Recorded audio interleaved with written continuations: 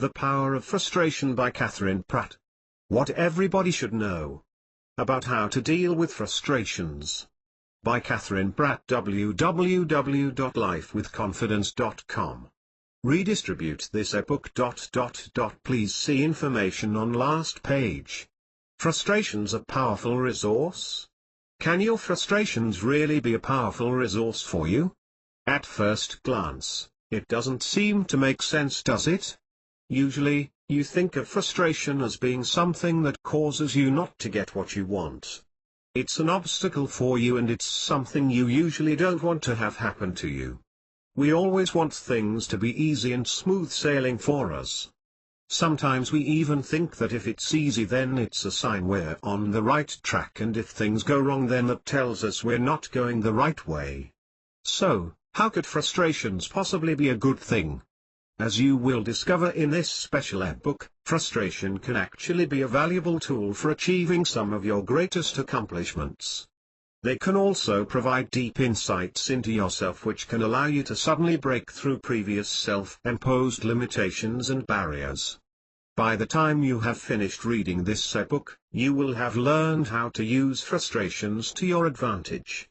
Imagine suddenly being excited whenever you run into a problem, knowing that you'll be able to not only easily solve the issue, but that you will gain valuable knowledge by doing so. In this ebook, you will find several different ways, not just one super technique, to discover what information you can gain from any frustration you may be experiencing and how to turn it into a positive event. Why so many different ways and not just one? Because everyone is different, and what works for me may not work for you. Just like some people would rather call someone on the phone, others would prefer to send an email. If you find a technique that feels comfortable for you, then you're far more likely to use it. For example, if I told you that every time you feel frustrated, you had to call someone and you hate using the phone, it's unlikely you would use that technique. So, this way you can find one that matches your comfort and personality and easily incorporate it into your way of thinking. Also, every situation is different. I will be providing a number of different situations and a solution for them. I have personally tried every one of the solutions offered. They're all very simple to implement, yet extremely effective. If there is an underlying theme, it is that problems and frustrations are really all in how you look at them. If you look for the positive in them, then you will be able to solve the situation far faster than simply wallowing in the anger and wondering why these things always happen to you. It is the difference between being a victim and being victorious. If you think of frustration as a gift, then you will be well on your way to using their power to improve your life and achieving your dreams. As a bonus, at the end of this ebook, you will find a list of quotes. When you click on a quotation, you will be taken to a full-sized version of the quote, which you can print out for display purposes. Your life can be transformed by using some of the simple tips, tricks and strategies you will discover in this special ebook. Ready to get started? How frustrations can be valuable tools. It was a long, tense boardroom meeting. The team from finance wanted to scrap the whole project due to budget concerns, while the marketing group felt it would be worth the extra cost. Both sides raised valid points. In the end, though, everyone was just frustrated. They had no idea how to move forward with this issue. It was beginning to look like the only answer was to ask a director to make the final decision. It was Suzanne from marketing who suddenly made the brilliant comment of, "What is the end result we're trying to achieve here?"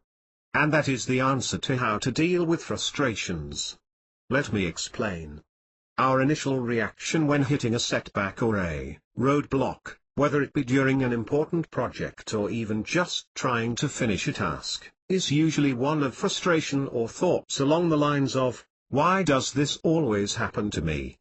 Why doesn't anything ever work for me?" Well, I guess that's the end of that idea. Back to the drawing board. It doesn't have to be this way, though.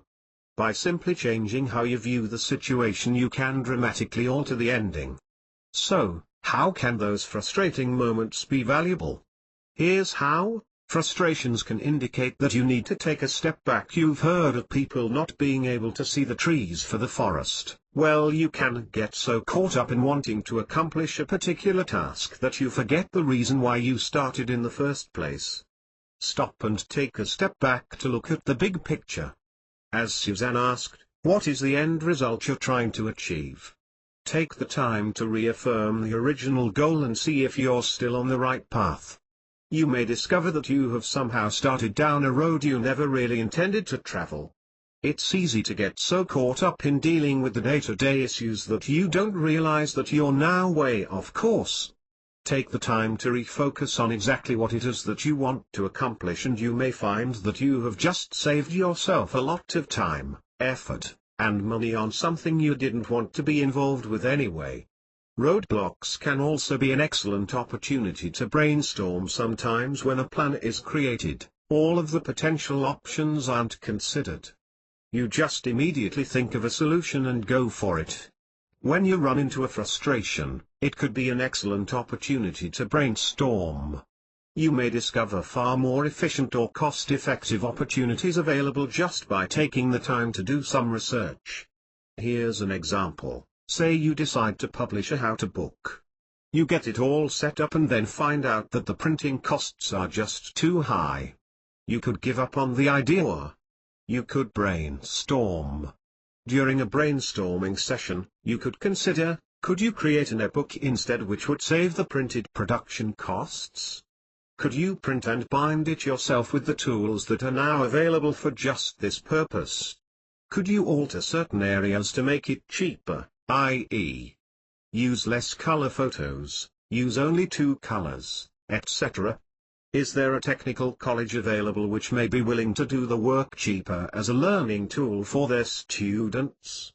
Would it be more effective as a website? The benefit of brainstorming is that you may discover a far better idea than the original plan. You may end up really glad that you didn't go with the original direction. My website, www.lifewithconfidence.com, is actually an example of how a roadblock for me ended up being a complete turning point to a much better destination. Read the full story. Problems can be a sign that you need a break. Your first reaction when running into a roadblock may be that you absolutely have to solve the issue no matter what. Just like whenever Superman saw some dastardly deed being done, he had to rush in to save the day. The problem with this is that you become focused on the feeling that the problem must be solved right now. It's how people start to make huge mountains out of ant hills. It can also cause you such stress that you just can't come up with the answer. If you can take a break and come back to look at the situation from a fresh viewpoint, you may find that the issue wasn't really as big of a deal as you initially thought. Also, after you've had a chance to recharge your batteries and regain your enthusiasm, the roadblocks may just disappear on their own, with the solution suddenly seeming so very obvious. You just couldn't see it before because you were only concentrating on solving an issue that felt huge at the time when it really wasn't. Tools for success. If you can think of your frustrations as opportunities, then you will be far ahead of those that simply give up whenever problems occur. Think of roadblocks as silver linings for your goals, and you'll be amazed at what solutions suddenly appear. Your confidence to achieve your ultimate desires will increase as you now know you have incredible power. Your goals may suddenly become much closer than you thought and be even greater achievements, and all because you knew frustrations are really valuable tools. You just needed to know how to use them. Frustration, 8 quick ways to turn it around. A pessimist sees the difficulty in every opportunity, an optimist sees the opportunity in every difficulty. Winston Churchill. The emotion you're feeling is frustration. With a capital F. Maybe even add in some anger because you've been working really hard towards your goal or on a project and it just isn't working. Or you feel like you're stuck in a dead-end job and can't find another one. And you may not even really know why. All you know is that you seem to be stuck, and no matter how hard you try, you don't seem to get anywhere. You're just spinning your wheels in the mud and all you feel is pure frustration. Sound familiar? This is the point where a lot of people will just say, I quit and give up. Before you do though, here's 8 ways you can blast through any frustration. 1. Ask yourself, what is working in this situation? Even if it feels like nothing is working, look closely and you will probably find at least something that is going right. So, that's good. You've found something that's working. Now, how do you improve it? By asking this question, you've taken yourself out of the negative mindset of it's helpless and are back to focusing on the positive. There is something that's working and that will give you a clue of what direction to focus on. You may find that even if your previous issues come up, you'll be able to resolve them in the process of concentrating on your improvements. 2. Keep an accomplishments log. Write down everything you accomplish in a log. If you do it in a monthly format, you will be able to see all that you have accomplished in just 1 month. You may be surprised by how much you have done. If you realize there's not much on the list, it may open your eyes to the fact that you may be procrastinating more than working, or that you are using too much of your energy going in too many directions and that you need to focus more. Hopefully, you will have lots of items on your list. Then you can see that even though it may not feel like it, you are moving forwards. The log will also help to highlight where you were the most effective and where you need to work harder. 3. Focus on what you want to happen. Go back to the big picture. What is the desired outcome? Sometimes, we get so wrapped up in one problem and trying to solve it that we forget what we were originally trying to accomplish. Try not to ask yourself, why did this happen? Asking questions like that will keep you rooted in the past. It doesn't offer a solution to the problem. The important thing is knowing the answer to the following 2 questions. What do you want to happen differently this time? What do you need to do in order to get there? 4. Remove the noise and simplify. When you're trying to solve a problem, you can get so wrapped up in trying to find a solution that you add unnecessary clutter, noise, and tasks to a project because you thought they might be a solution. Working on my website, I get bombarded by offer after offer of easy ways to run your website, get more traffic, make more money, etc. They're just noise though, and usually a waste of my time even reading them. These people are just trying to make money off of me. They have no interest in whether I succeed or not. When people are frustrated by how slow the hard work process is taking, they get tempted by these "here's what you have been missing and I'll make it easy for you" offers. Usually, it ends up that if you do get tempted by the offers, you discover 6 months down the road that if you had just stuck with your first plan and just kept working at it, you'd be a lot further ahead by now. Not to mention richer from not having spent money on the get-rich-quick schemes. Believe in yourself. Simplify and go back to the basics. Determine what is really necessary and remove everything else. Anything that takes your time and effort that isn't adding value should be eliminated. 5. Multiple solutions. You always have options. You just need to brainstorm and figure them out. Tell yourself you need to come up with 8 possible options to solve the problem. Just knowing that you have lots of options will help to make you feel better. You won't feel like you are trapped in one negative situation. From your list, figure out the best direction and go for it. 6. Take action. When you get into serious frustration with a problem, you tend not to want to work on it anymore. It's hard, it's frustrating, and you're not getting anywhere. So, anything to avoid having to be in that situation may be far more attractive. Procrastination may start to set in. If you can keep taking steps forwards, you will probably make it past this temporary hump.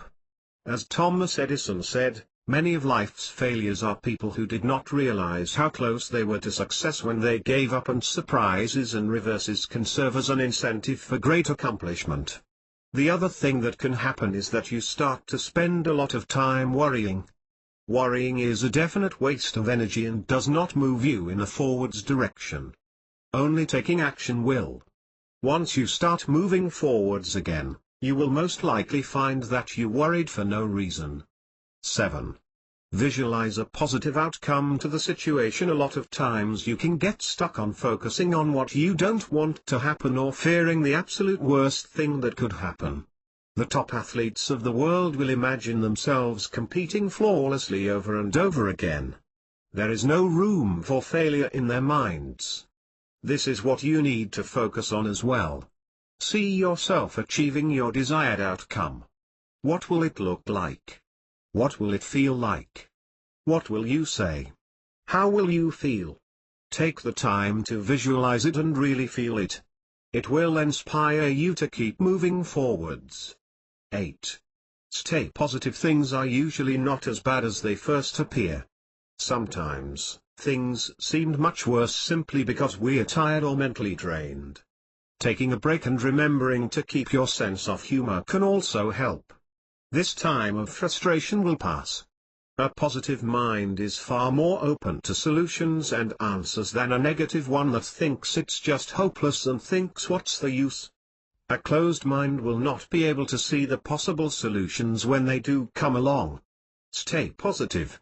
As with any problem, the solution is to figure out what your options are, decide on a plan, focus, and then take action.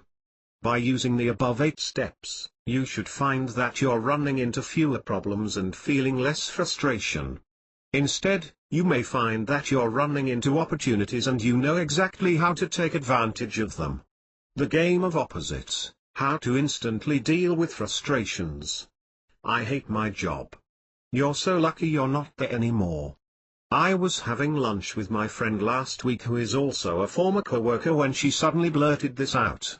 Wow, it's that bad now? Well, let's play the game of opposites then, I said, pulling out a piece of paper. I'm trying to deal with the frustration here, she replied. My friend is actually quite used to me, so I think she knew to bear with me while I explained about the game of opposites to her. You know about the law of attraction, I said.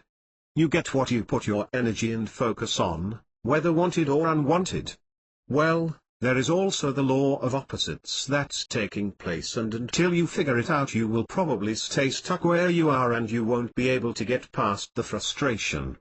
If you have resistance to certain things in your life, it can make it difficult to get what you really do want, and it can even prevent you from moving towards those desires. I made 2 columns on the paper like this. What I don't like I'm grateful because. Now, first let me tell you about the law of opposites.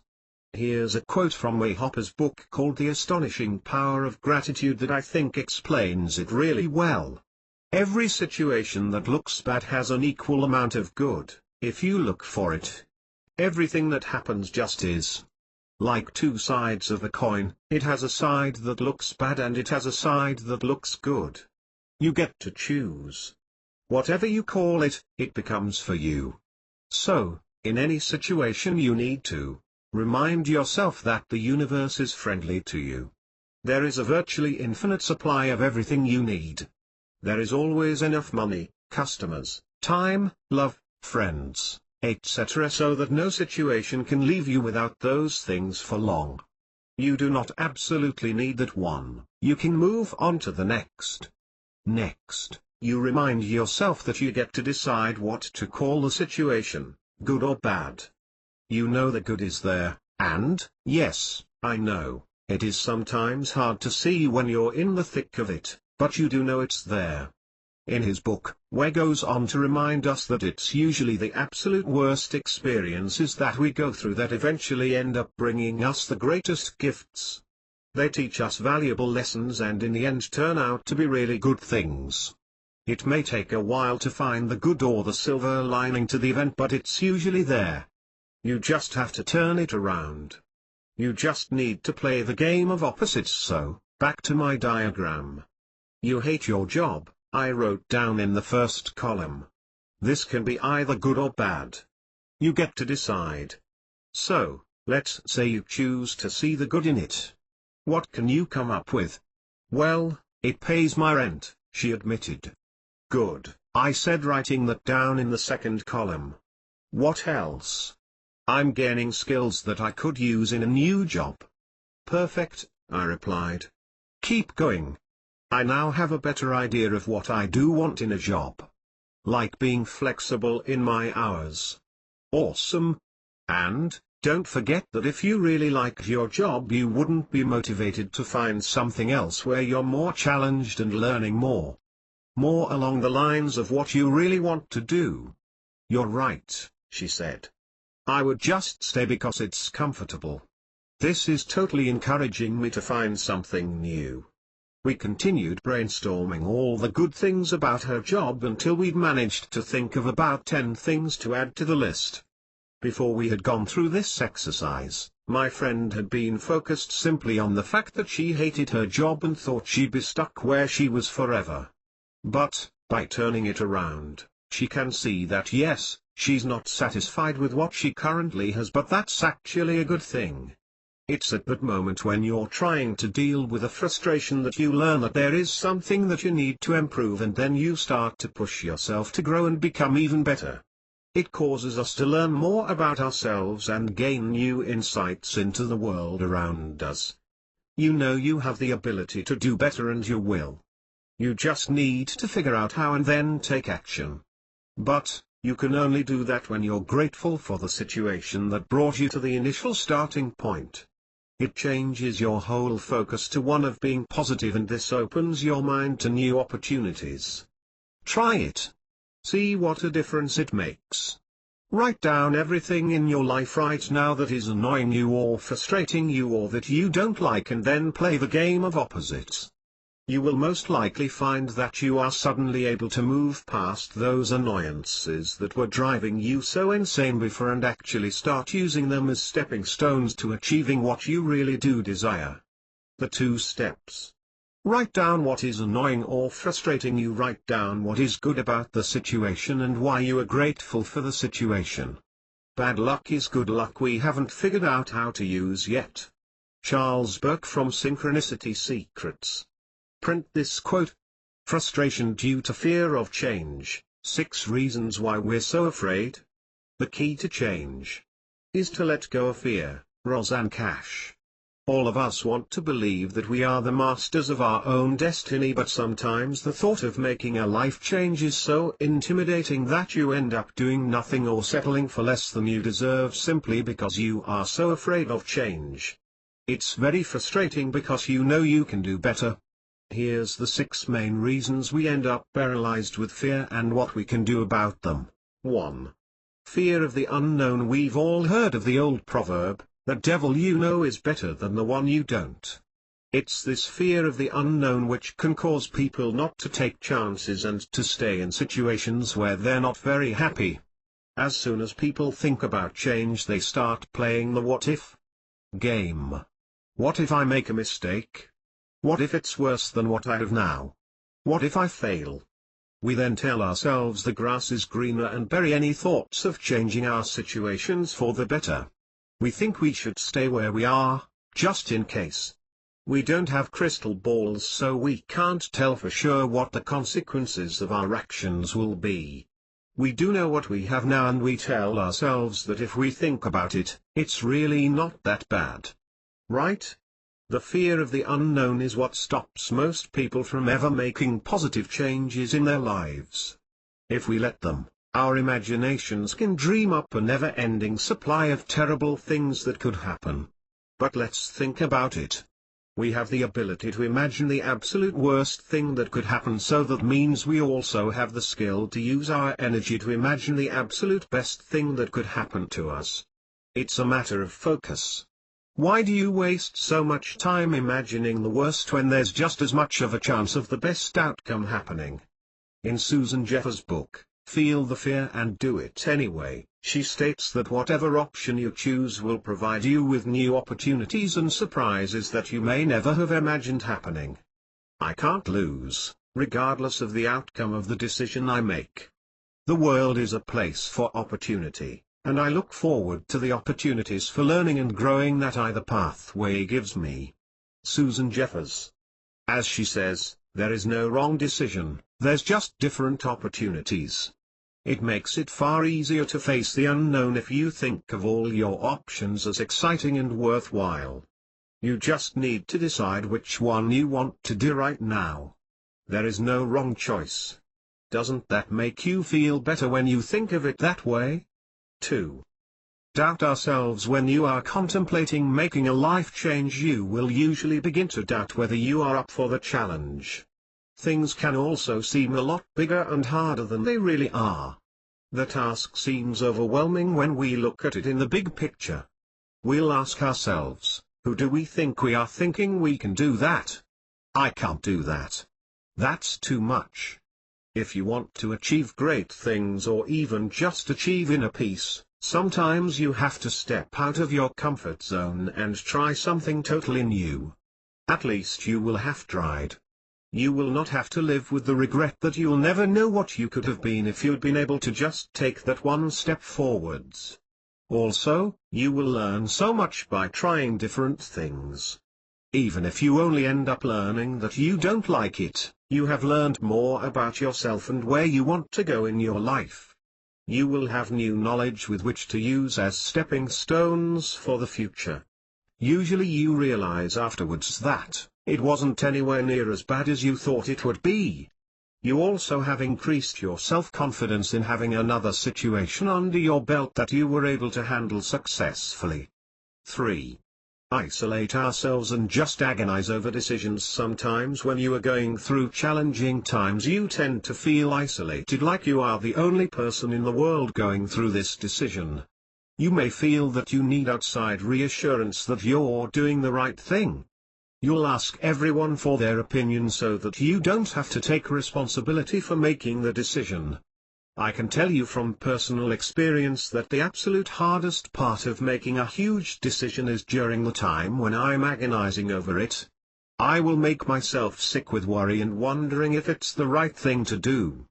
I'll be on the fence for such a long time, sometimes deciding to make that big leap of faith and other times telling myself to be sensible and to work with what I have. I slowly drive myself and everyone around me completely insane. But the moment that I finally take the step that makes my decision official, I'll suddenly feel like a huge weight has been lifted from me. I'll then feel quite liberated and excited about my choice. It's the agonizing part that can stop you in your tracks though. It's the hardest part of making a big decision. It's much easier if you can make the decision and then move forwards as soon as you can. 4. Forget that you always have options. Sometimes when you're trying to make a big decision, you think you only have one choice if you don't want to accept the current situation. For example, you can stay in a job you hate or you can quit and be unemployed. And if you're like me, you'll have things like unemployed and starving to death and I'll never be able to find another job. I'll mentally paint myself into a corner, motivated by fear or uncertainty, and feel there is no way out. I'll feel like I have to stay in the situation because there is no other option. The truth is there is always another option. Sometimes it can take a little brainstorming to come up with a list of possible solutions, but rarely are we truly ever without any choices. 5. Focus on the external world. Another problem people face when contemplating change is that we tend to focus on external things to define our identity and worth. What kind of job we do, what kind of possessions we have, how much we make. We put an emotional weight on stuff like this. If we don't have the latest TV system, we feel like a failure. We can't take the risk of losing all our possessions. It's who we are. People always ask us, what do you do? When we answer, our job is a huge part of our identity. A much more important thing we should focus on is the value of all the relationships we have and how we can help others. It's really a wonderful symbiotic relationship. When you help someone, and see their appreciation or know that you are helping them, you feel good yourself, and it's a more genuine feeling of contentment than buying the latest gadget. It provides us with a much greater sense of self-worth.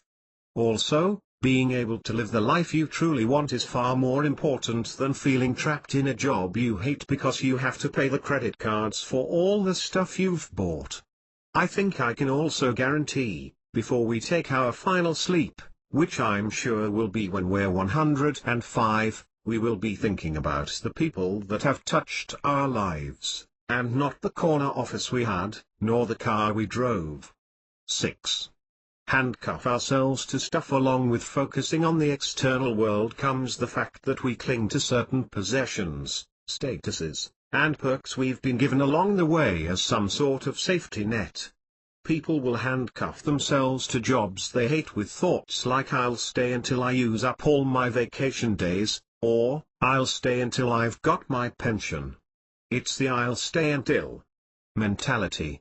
There's a lot of people who won't leave a job because of the promises of holidays, pension and severance pay. "If I leave, I won't get 3 weeks of vacation anymore." Think about it.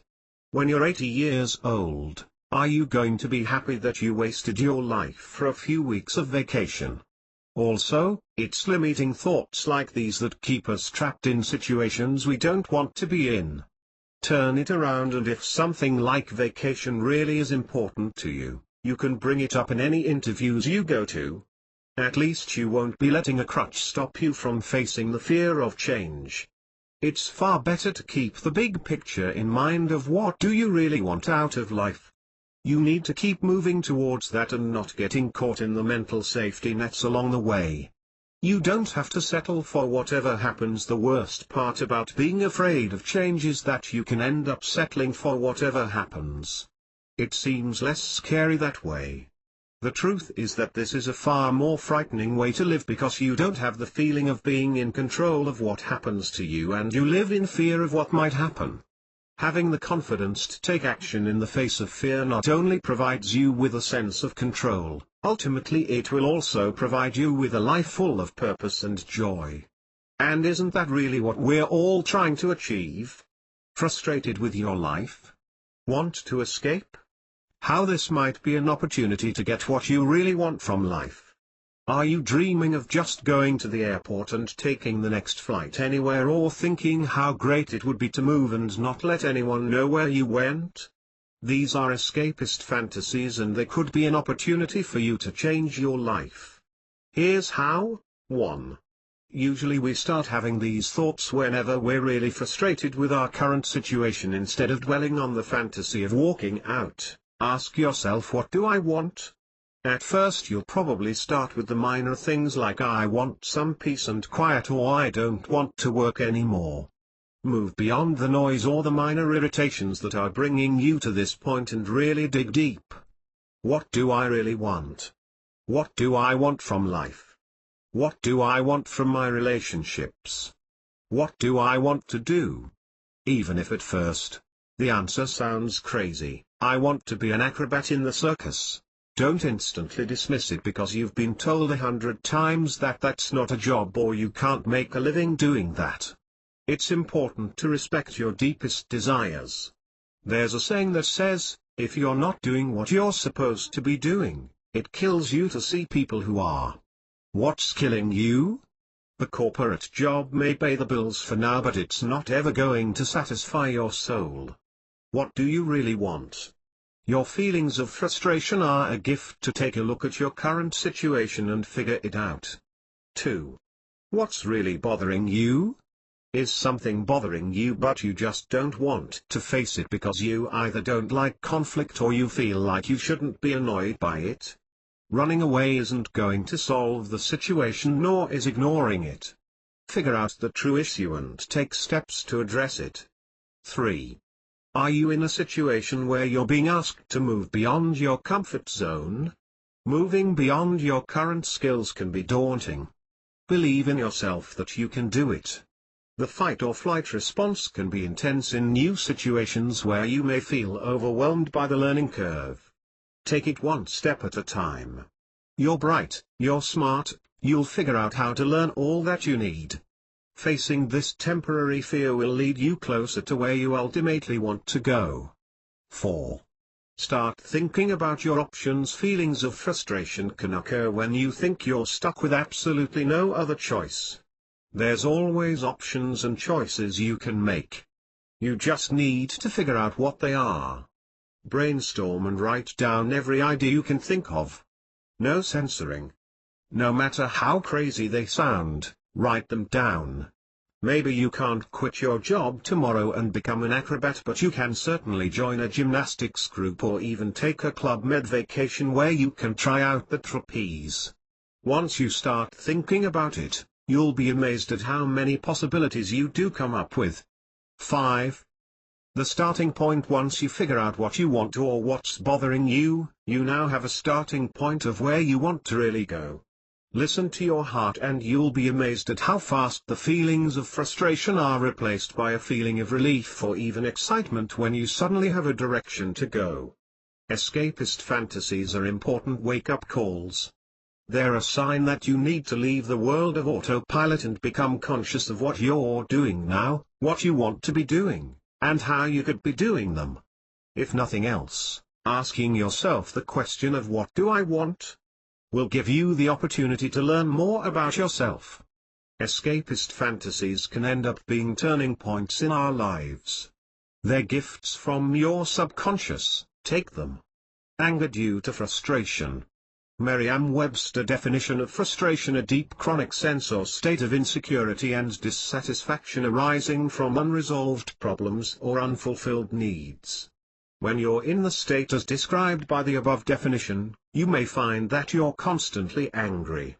It's one way of expressing your frustration with your life and the world. Anger can be a valuable tool for self-growth if you know how to use it. Self-growth through anger can actually be some of the greatest lessons you'll ever learn. It can signal that something is wrong and that you need to do something about it. If you take the time to actually examine your anger instead of just feeling angry, you'll gain incredible insights into yourself.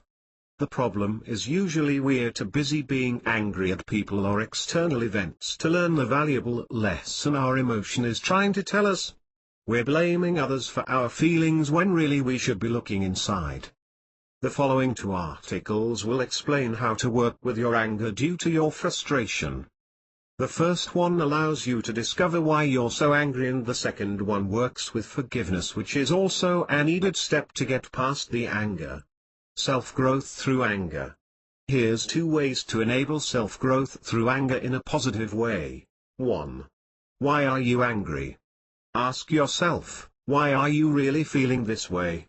If your response is something like because Joe didn't pick up the dry cleaning like I asked him to, then you're not looking deep enough. Blaming others is the superficial response. Even if you are mad at Joe, what bothers you the most about the situation?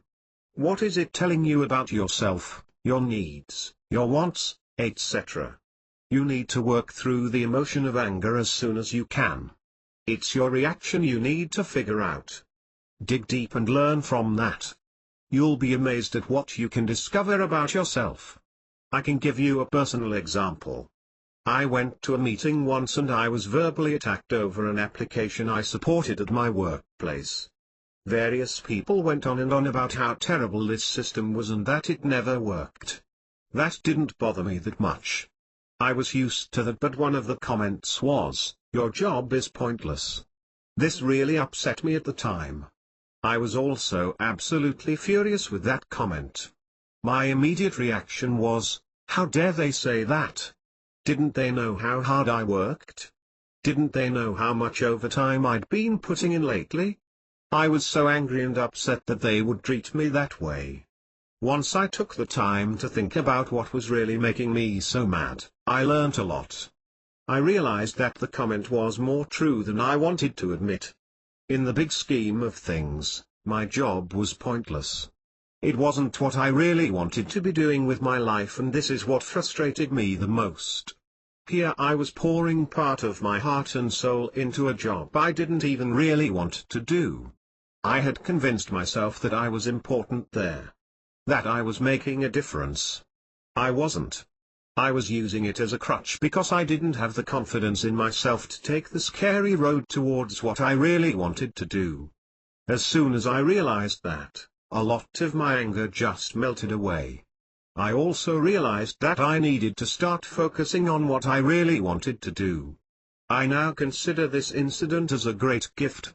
It got me back on track to moving in the direction I want to go with my life. I probably wouldn't be where I am today if I hadn't taken the time to figure out why I was really so angry. 2. Change yourself, not others. The other thing to remember when feeling angry is that you can't change other people. You can only change yourself and how you react to it. Once you figure out why you're so angry, you then have a pretty good idea of what you need to change. You also have a better idea of what personal issues you need to work on. Feel unappreciated? Figure out why and how do you change your own feelings towards that? Mad at your spouse for burning the toast? Most likely that's not what's really bothering you. Usually, it's a symptom, not the cause. Take control of the situation and change yourself. Your emotion has provided you with the clue, now figure it out. When using the 2 steps, remember the following. A sign that you have figured it out is a sure sign you've figured out the true cause of your anger is the moment when you feel the anger suddenly subside. In the above example, if I'd left my soul searching at the point where I was still angry at not being appreciated by my coworkers, I wouldn't have been able to discover the real issue. I would have still been very frustrated and angry at the external situation. Annoyed with my coworkers when they were only a symptom, not the true cause. As soon as I understood what was really happening, all the anger disappeared. I also knew I needed to make changes, and from understanding why I was mad I had a better idea of what I needed to do. My anger truly was a great gift for me. Until you figure out the real reason, the emotion will remain. It will be like when you have a thorn in your thumb. You may think you have it out, but when you feel a prick every once in a while, you know it's still there. It's not out until you deal with it. A sure sign that you haven't dealt with the real reason is that you find that you get irritated very easily with everyone and everything. It will seem like everyone is just out to wreck your day. It's worth the effort when you're absolutely furious at something or someone. It can be hard to get yourself to start thinking about why it bothers you so much. The more you do it, the easier it gets though. And you feel a lot better afterwards because you have used it for personal self-growth rather than letting its destructive side hurt you. You are able to move forward with your life because you have resolved the issue instead of just stuffing it down inside. If you deny your true feelings, episodes of anger are going to occur again and again until you deal with it. Anger is also a negative emotion which takes a huge amount of energy. You may also find that your immune system is reduced if you're holding on to a lot of anger. Use your energy for positive things and learn from your anger. Think of it as a gift you're being given to learn about yourself and how to get the life you really want. You learn in life that the only person you can really correct and change is yourself. Katharine Hepburn. Forgiveness, how it will change your life. I'm going to die alone with 33 cats. And I don't even like cats. I overheard this comment while I was waiting for my tea at the local Starbucks. And with a statement like that, I just had to turn to look at the speaker. She was a beautiful woman, probably in her late 20s, sitting at a nearby table with one of her girlfriends. From what I could gather, this lovely young woman had once again freaked when someone got too interested in her and had ended a relationship. I don't know why I do this, she groaned to her friend. Normally, I don't listen to other people's conversations, but sometimes it happens. I mean, really, is it my fault that the only unoccupied table happens to be the one next to them? Anyway, interestingly enough, they then started discussing her recent trip to visit her family and how she felt that they'd almost completely ignored her the entire time. She'd traveled a long way to visit them, and in return they left her at home to watch TV while they went out.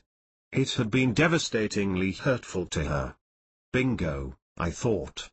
Her past is haunting her future. That's most likely why she's having relationship problems. My guess is that she feels her family doesn't value her, so how could anyone else think she's wonderful when they don't? Rejection by family is especially hard because that is the one relationship you tend to believe is unconditional. 100 people could tell you, you are the most incredible person in the world, But it is that one rejection by a family member that you will hold on to for your self-image. You end up subconsciously thinking it's better to push others away before they discover the terrible secret that only your family knows. That you're not worth it.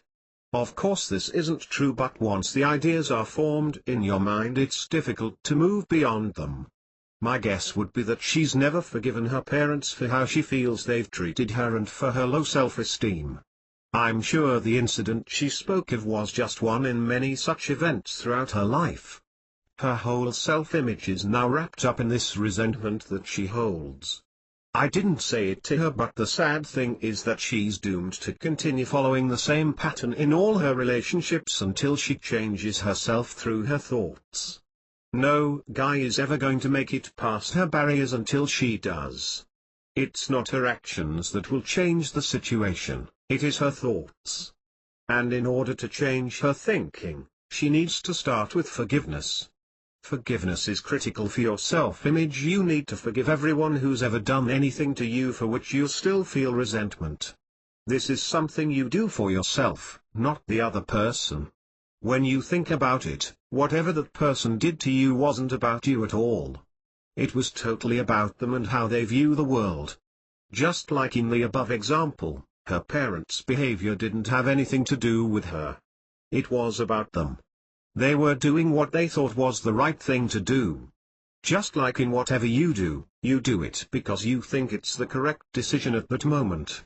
Later on, you might think it wasn't the best choice, but at that particular point in time, it was what you thought was the best action to take.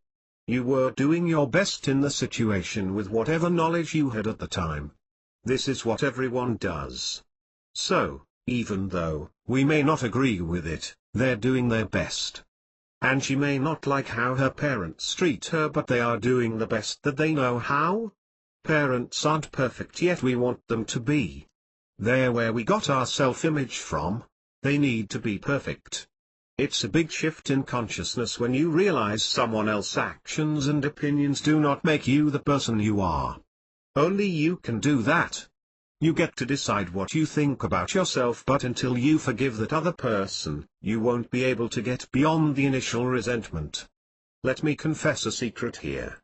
I used to feel that I just wasn't good enough because my parents didn't always have a lot of time for me when I was a child. As I reveal in How to Be Good Enough for What I Learned from Barney the Dog, it was simply a matter of looking at the situation from a different perspective that enabled me to finally move beyond that destructive self-image. True forgiveness is when you can answer to questions to know whether you have truly forgiven someone. Try this test. Can you genuinely answer yes to these two questions? Do you honestly wish them well? Are you grateful for them? If you can't answer yes to the above questions, then you really need to keep working at it until you can. As Ware Cooper says in his book, The Astonishing Power of Gratitude. For this reason, every area of your life where you can't or won't forgive is a blockage in the flow of your success. The only way to unblock it is to be willing to release the person or situation with gratitude for what they brought you. And when you can really wish them well, then we have cut the chains of resentment that tied them to us and we are free to move on. Forgiveness is a gift to yourself. Once you're able to forgive, you will also probably find that you have been provided a great gift of knowledge. You will have learnt something in that experience that you can use to become a stronger or better person. Something good can come out of that negative situation and you can truly become grateful for the experience. As I talked about in the Game of Opposites, how to instantly deal with frustration, every situation has no meaning until you give it one. It can be good or it can be bad, and the only person that gets to decide that is you. If you decide to choose good, then it changes your whole focus to one of being positive, and this opens your mind to new opportunities. You'll start using your experiences as stepping stones to achieving what you really want. Otherwise, those past experiences will forever hinder you and you will continue to have resistance to certain things in your life. This will make it difficult to get what you want, and it can even prevent you from moving towards those desires.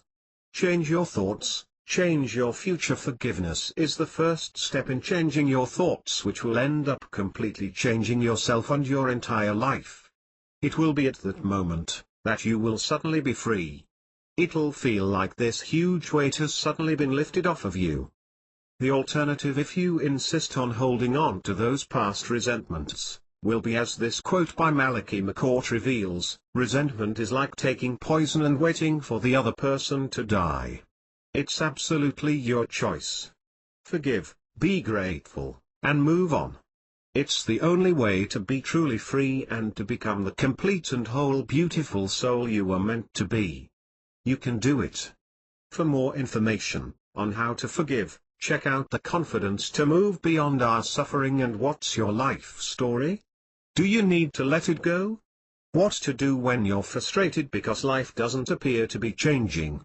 I was recently asked the following question, and I thought I'd include the answer in this book, as I'm sure there are others experiencing the exact same frustration. I am doing everything I can to remain positive, but it seems like my personal life is becoming harder and harder every day. What should I do to keep thinking positive thoughts? Here's 7 actions you can take to stay positive when your life doesn't seem to be going the way you want. 1. Be grateful. Even if it seems everything is going wrong, there are things that are going right. Every day, write down all the things you are grateful for having happened to you today. Be descriptive of each item. Feel the joy those things bring you. Even if it's something really small like your car started this morning, be grateful for it. This will help you to stay focused on the positive. 2. Look for the silver linings. Sometimes events that initially look bad turn out to be really good things in the end. I can't remember the exact saying, but it was something like every black cloud has a silver lining. Here's an example. Maybe you need to look for a new job because your company is downsizing. If you look for the silver lining in that, you can see that it's making you leave a job you didn't like that much anyway. You can now find the job that you really want to do, or pursue a lifelong dream, or even just take some time off to enjoy life before going back to find another job. By looking for the silver lining, then bad things can actually become really good things. 3. Often the greatest doubts occur just before a breakthrough. This is a quote by Lama Surya Das. If you can think of your difficulties as being necessary to make a breakthrough to the new life you want to lead, it will make it easier. You're breaking free of your old life on the way to your new, more exciting life. 4. Look at the big picture and focus. Decide on what direction you want your life to head. Think about what areas you want to explore, what experiences you want to feel, what do you want to accomplish in your life. What kind of person do you want to be? Then start taking steps towards those goals. Even if it's just tiny steps every day, stay focused on where you want to go, and keep moving forwards. Then the little things you're going through right now won't matter as much, because you have an exciting new life direction to focus on instead.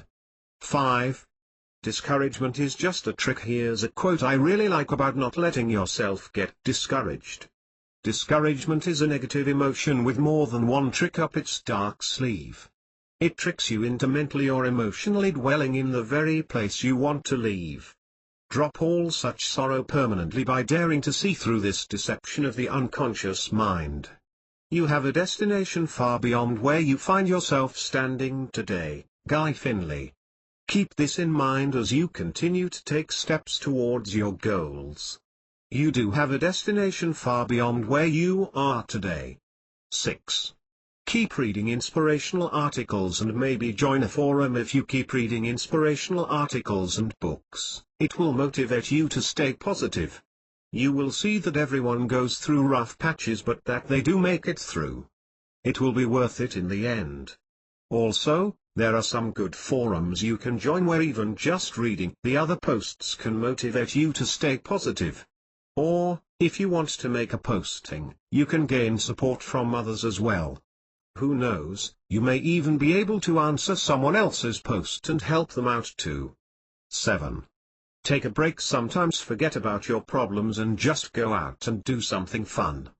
Go to a movie, go out with some fun, positive thinking friends, go to a play, go for a bike ride, just do something. Get out and just enjoy yourself for a little bit. Sometimes, we just get so wrapped up in our problems that we forget to have fun. Taking a break will re-energize you and you may find that things aren't as bad as you thought. So, there's at least 7 things you can do to help you remain in a positive frame of mind when your life seems to be falling apart. I hope it helps. I also want to say, good for you in recognizing the need to stay positive when it can be easier to just go with the negative flow. It shows you are on the right path and you will make it through your current situation with flying colors. Hang in there. This will pass and you will soon be experiencing your new, more positive life. Work frustrations, 5 strategies to change a negative work environment. Whether you love your job or hate going to work every day can depend a lot on whether you work in a positive or a negative work environment. We've all been in the situation where we seem to be working with dysfunctional people and in an area that's more toxic than a nuclear waste dump. It's frustrating and draining and a lot of the time you end up thinking that you're going to have to find another job because you can't stand it anymore. But, there will always be negative people everywhere you go. The trick is to learn how to deal with those people.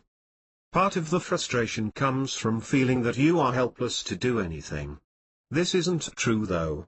You have the power to take control and change your environment. Here's 5 strategies to do just that. 1. What's your own mindset?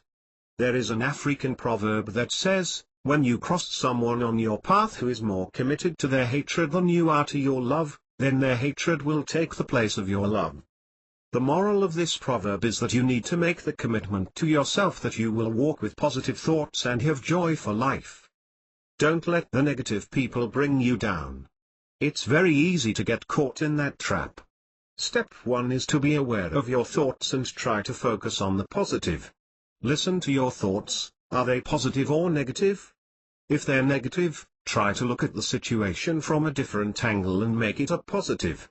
This gets easier with practice. Also, just because everyone around you is unhappy doesn't mean you have to be. This can be tough to do but it's definitely worth it.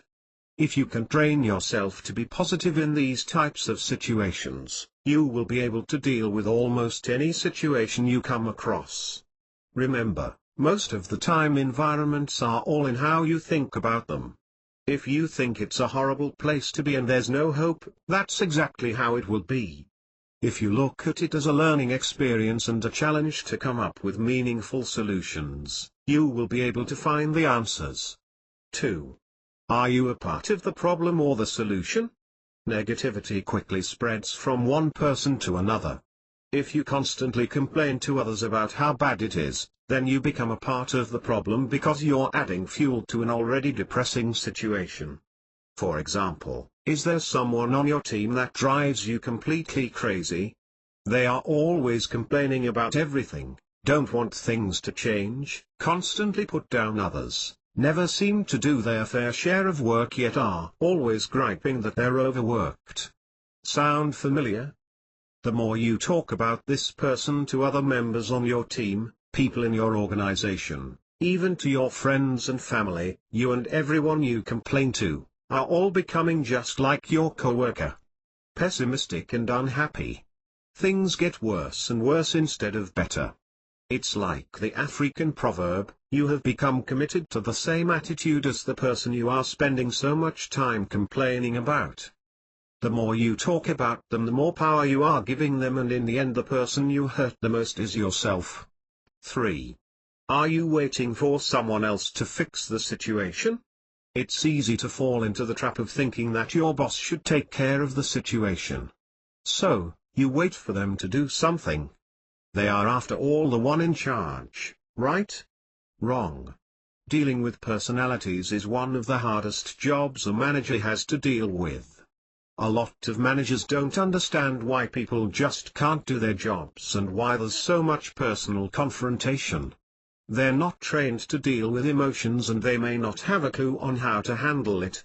They're trained to deal with issues like productivity and the bottom line, not personality conflicts.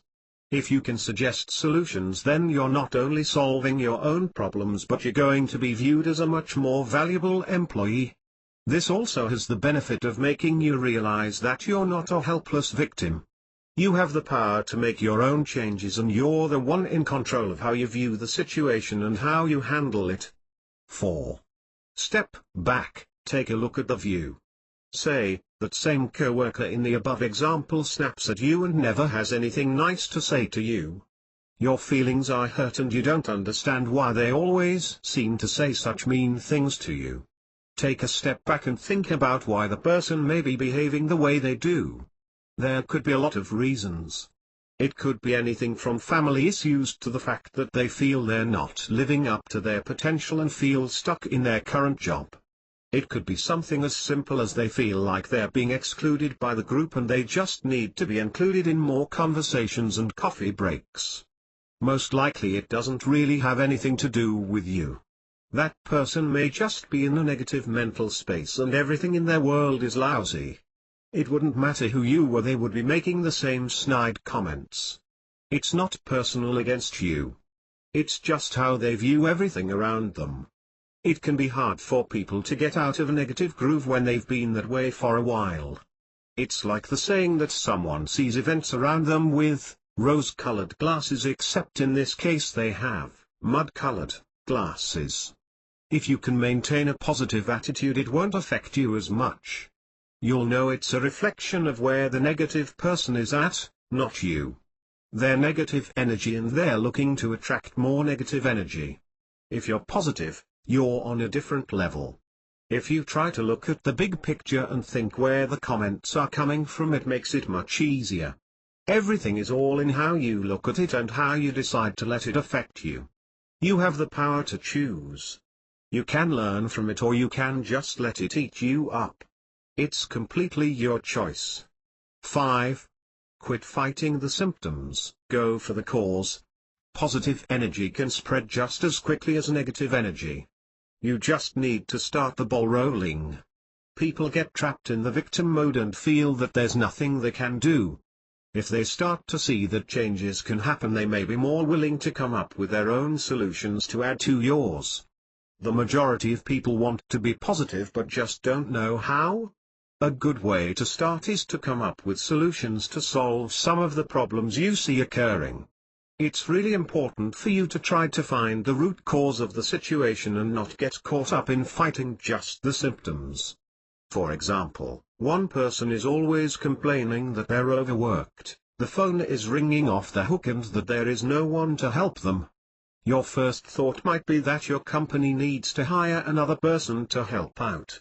But this probably isn't the root cause, and in most companies it's probably hard to find the extra dollars in the budget to hire another person. Plus, you're back to expecting someone else to solve the problem. Here's another option. Track the phone calls. What are most of the calls in regards to?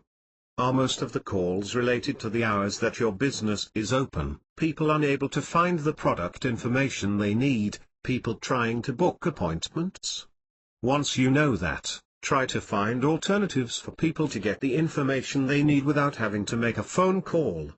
For example, could the information be posted on a website? Are there brochures you could give people? Is the information people are receiving too confusing and just needs to be rewritten?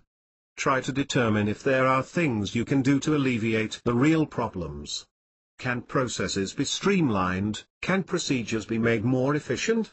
It's amazing how much difference even one little change can make to improve a situation. You just need to start looking and figuring out some possible answers. In summary, whether you love your job or hate it is really going to depend on how you view it and what you're willing to do about it. You have much more power than you may think. Instead of feeling like it's hopeless, view it as a challenge to actually make a real difference in your workplace. You'll appreciate the results, as will your coworkers. You definitely have the power to change a negative environment into a positive, fun place to be. You can do it. Frustrated with making goals? Try a life direction instead. Do you constantly make goals only to give up fairly soon after? I used to make resolutions every January 1, but I haven't made a New Year's resolution in a long time now. I haven't because it seemed to just cause me great frustration that within weeks I would abandon whatever grand plans I had.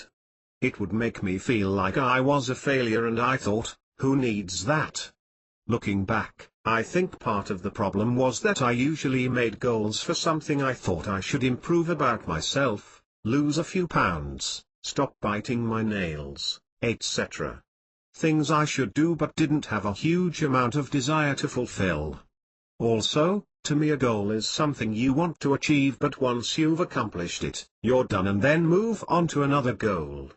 For things like wanting to exercise more, to me it didn't make sense to have a goal of going to more exercise classes, because once I'd done them, then I figured I'd achieved my goal. So, basically, New Year's resolutions weren't working for me and I stopped making them. This year, I decided that I am going to try something a little bit different. Instead of making a goal, I've decided to make myself some life directions. The difference is this won't be things I should improve about myself, but instead this will be the direction I want my life to head. It's also much more about taking the time to think about what's working in my life, what's not working, what direction I want to go in, what things do I want to have happen in my life, what new things or ideas I want to explore. By thinking about these points first, I can then come up with changes that I want in my life. It opens far more possibilities to me and I'm enriching my entire life, not just one facet of it. This is different than having a goal. A goal would be having a final destination in mind. Having a direction is more changing your life so that you are growing and learning the way you want to. There's far less emphasis on failing because it's a direction. I think it's important to have a good idea of what type of life you want and what you want to be doing in your life, because if you don't stop to think about it, then you'll just end up reacting to whatever life brings. Part of gaining confidence is being proactive with your life rather than just reacting all the time. If you want to try making a life direction, then here's 7 helpful tips. 1. What do you want to do? It's important to be clear as to what you desire. Do you want to travel more? Do you want a new job? Do you want to buy a house? Do you want to be in excellent physical condition? Once you have your list, then think about whether your desire could be the result of something bigger. For example, if you say you desire to lose 5 pounds, are you really wanting to be in the best physical shape you can be? You want to be in good shape so you can get the following results: lose 5 pounds, be less tired, fit in your favorite clothes again, etc. Losing the 5 pounds will be a result of your new life direction, not your actual direction. After you lose that weight, you will continue to have a life of being in excellent physical shape because that's the type of life you want to have. 2. Be specific. I used to make goals like, eat better, exercise more, get more organized. In order to know if what I'm doing is working, I need to be more specific. What does eating better really mean? How much would be more exercise, etc.? What will my life be like once I incorporate the new direction? You get the idea. If the concept is vague, then you will be far less likely to achieve it. 3. Why do you want it? A lot of goals we make for ourselves are because we feel they're things we should do. We should eat better, we should exercise more. We hear it all the time. But, if it's not something we really want to do or believe in, it's not going to happen. Also, if we're doing it for someone else or because we think we'll get something in return for it, he'll love me more if I lose weight, you're probably also not going to stick to your new life direction. 4. Make a list of benefits. Make a list of why you want your life to go in this direction. If it's to be more organized, then why do you want to be more organized? For example, to not waste time looking for things, to be able to clean your home faster, to have more time to do the things you want, etc. If you have a list, then on those days when you're not feeling very motivated, The list will remind you why you started in the first place. It may even remind you of how far you've come from when you started. 5. What is distracting you from accomplishing your path? Joseph Garcia's theory from the book The Motivated Mind is that we don't follow through with our goals because there is something more attractive in the not doing than there is in the doing. For example, eating better. Easy to say, not so easy to do. If I decide I want to eat better, I am distracted from my goal by comfort food. Yes, the thought of eating better means I have to give up comfort food. Hard to do in the cold of winter. But, again following his ideas, I had to think more about why I want to eat better. Look better, have more energy, just feel better, be able to get out and enjoy things like mountain biking, fit my clothes better, etc. You start giving yourself more reasons to want the life direction than to want the negative attraction. 6. Start small. Sometimes we lose track of what direction we want to go in because we've made it too big for ourselves. Break it down into steps and make sure you start with something simple. For example, remove junk food from house, stop buying lattes on the way to work, or check out a Pilates course at a local recreational center. Something that's easy to achieve and gets you started in the right direction. Keep yourself moving in the direction you want to go. 7. It's a direction, not a destination. If you make your goals to be a direction you want to head in, then it will be easier to keep going after you have a bad day. For example, if one day you binge on a whole box of chocolate chip cookies, you won't feel like you failed because you know this is just a temporary thing. This isn't the life you want to lead, and you can start again tomorrow. Just be careful of saying that too many times. Making a life direction is a way to really change your life for the better. You'll have a much better idea of what you want in your life as well as how to go about achieving it. Final word. You have discovered some valuable new skills in this report, and I hope you found it both interesting and profitable. If you use some of the exercises whenever you run into frustrations, you will be able to quickly find a solution as well as achieve strong, reliable results while everyone else is still pounding their head against a brick wall. As valuable as these skills are, you can continue to discover more. I invite you to subscribe to my email newsletter, Life with Confidence. From this newsletter, you will receive practical information on building your confidence in yourself, your work and your personal relationships. It's tips, tricks, and strategies that actually work and don't just try to sell you high-priced products. Join now and you'll see what I mean. You can learn more about me and my site as well as read some more free valuable information at Life with Confidence. To your success, Catherine Pratt, www.lifewithconfidence.com. Okay to distribute this report? Yes. If you know someone who might find this information useful, please feel free to provide them with a copy of this ebook, no charge. You may also use it as a bonus for your customers or just give it away. The only restrictions are that you may not sell it or modify it in any way. This ebook may be downloaded from http://www.lifewithconfidence.com/poweroffrustration.html. Can it be personalized? Absolutely it can. If you own a website and would like to have a special edition of the Power of Frustration ebook for distribution for your readers, please contact me through my contact form. This report produced and distributed by Catherine Pratt, www.lifewithconfidence.com. Suite 173, 7620 Elbow Drive, SW Calgary, AB, T2V1K2 Canada. Quotes to print out. Problems often act as stones that wear away the rough edges of your plan rather than as roadblocks. Print from Seize the Day, by Danny Cox and John Hoover. In the middle of difficulty lies opportunity. Albert Einstein. Print. Nothing can stop the person with the right mental attitude from achieving his goal.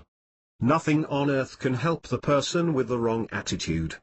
Thomas Jefferson print. Many of life's failures are people who did not realize how close they were to success when they gave up. Thomas Edison print. When everything seems to be going against you, remember that the airplane takes off against the wind, not with it. Henry Ford print. Discouragement is a negative emotion with more than one trick up its dark sleeve. It tricks you into mentally or emotionally dwelling in the very place you want to leave. Drop all such sorrow permanently by daring to see through this deception of the unconscious mind. You have a destination far beyond where you find yourself standing today. Guy Finley print. You will never change your life until you change something you do daily. Mike Murdoch print. Real difficulties can be overcome. It's the imaginary ones that are unconquerable. Theodore Vail print. Courage is not the absence of fear, but rather the judgment that something else is more important than fear. Ambrose Redmoon print. Don't fear failure so much that you refuse to try new things. The saddest summary of a life contains 3 descriptions: could have, might have, and should have. Louis E. Boone print. Life isn't about finding yourself. Life is about creating yourself. George Bernard Shaw print. The purpose of life: to totally immerse yourself in situations that interest you and to explore the inner experiences, the thoughts, feelings, learnings, and growth that result. Robert Snefeld print. From the invisible path to success, most of the limits and barriers that hold us back are imaginary and of our own making. The Universal Traveler, Don Coburg and Jim Bagnall print. I can't lose, regardless of the outcome of the decision I make. The world is a place for opportunity, and I look forward to the opportunities for learning and growing that either pathway gives me. Susan Jeffers. From Feel the Fear, and Do It Anyway print. You are closer than you think. Diana Schwartzbin. From the Schwartzbin Principle print. Copyright 2006 Catherine Pratt. All rights reserved. www.lifewithconfidence.com June 2006.